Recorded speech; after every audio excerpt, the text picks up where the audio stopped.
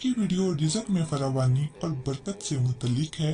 अगर किसी के रिज़्क में तंगी आ गई हो या दुनियावी कर्ज का बोझ हो या नौबत फाकों तक आ गई हो तो सबसे पहले हमें अपना मुहासबा करना चाहिए कि अल्लाह ताला की ज़ात कहीं हमसे नाराज तो नहीं, और इस आजमाइश की घड़ी में हमें उस ज़ात का ज़्यादा से ज़्यादा शुक्र अदा करना चाहिए और इस्तग़फ़ार करनी चाहिए।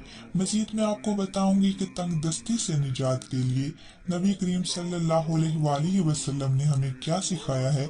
तो सबसे पहले हम शुरू करेंगे आका अलैहिस्सलाम की इस हदीस मुबारका से। इरशादे गरामी है, जो आदमी अपने घर में दाखिल होते वक्त 3 बातों का एहतमाम करेगा, रिज़्क इसके दरवाजे तोड़ कर आएगा। अस्सलामु अलैकुम वरहमतुल्लाह कहे, हुआ सामने कोई मौजूद हो या ना हो। इसके बाद एक मरतबा सूरत इखलास पढ़े, फिर मुझ पर एक मरतबा दरूद भेजे।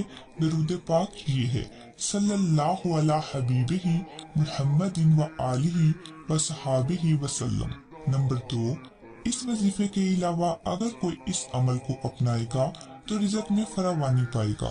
रिज़्क में कुशादगी और फरावानी के लिए रोजाना खुलूस दिल और पूरी तवज्जो और ध्यान से इय्याका नअबुदु व इय्याका नस्तईन, या अल्लाह या रज़्ज़ाकु कसरत से पढ़ें। जितना ज्यादा पढ़ेंगे इतना फायदा होगा।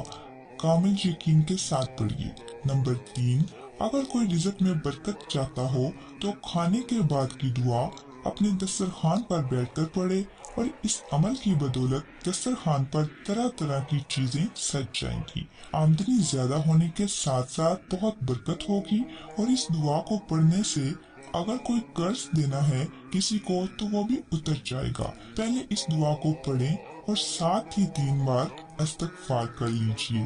दुआ ये है, अल्हम्दुलिल्लाहिल्लज़ी अतअमना वस्काना वजअलना मिनल मुस्लिमीन।